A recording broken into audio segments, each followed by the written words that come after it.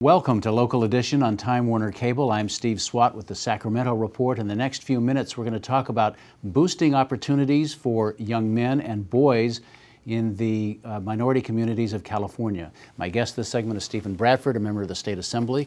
Thanks for being with us. Thank you for having me. And I guess congratulations. You've just been named chair of a select committee in the Assembly, a select committee on boys and men of color. Exactly.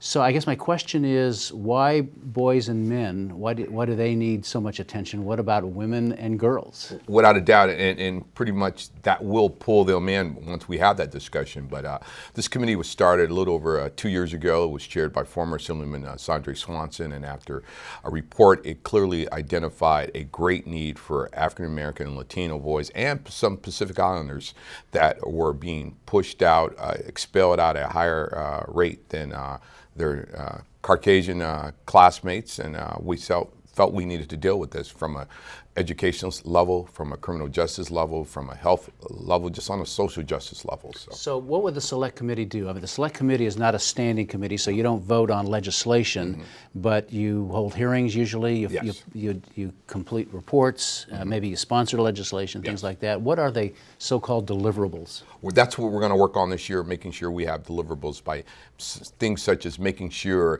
that young boys can read at grade level by third grade. Some of those are going to be the benchmarks we're going to look at, making sure that they have proper health care, making sure a lot of times Johnny can't read because Johnny doesn't have glasses. So looking at those issues that might push a kid away from school and become disinterested and lead to expulsion, lead to criminal activity, lead to all the negative spiraling things that we experience. So we're trying to avoid that school, the prison gateway. So then once you gather that data and do your research, what do you do with it? We're going to, like I said, work with California Endowment, Policy Link, a lot of the community partners who have already expressed their interest in this.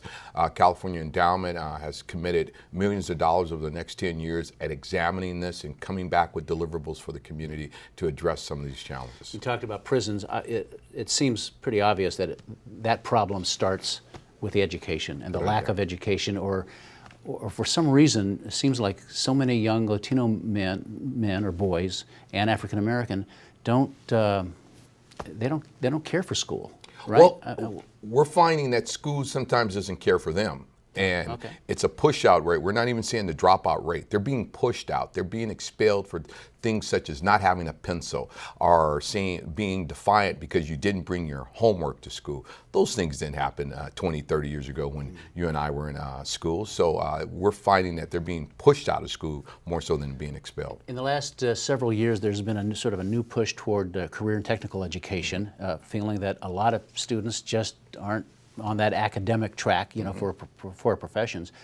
Something like that might help. We're going to look at that as well, because everyone's not made for college. And even if they were, there's not enough seats in California in this country to accommodate them. So voc ed and technical education is definitely something that we're not offering in schools anymore, and it is a gateway to a career opportunity for young folks. And there's been a lot of talk recently about the achievement gap, minorities versus non-minorities. That gap seems to be closing a little bit. That's the data. Yes, right. And we're going to look at that too, making sure that they get an opportunity to succeed. And we're seeing that there are just some societal challenges that our African American and Latino boys face more so than their counterparts. So we're going to look at that as a whole. All right. Well, we're out of time, but Steven Bradford, thanks very much talking about this select committee and the work ahead for you. We appreciate you coming in. Thank you for having me. And thanks to our viewers for watching Local Edition on Time Warner Cable. A reminder that you can see this and other interviews on YouTube, also on My Government on Demand.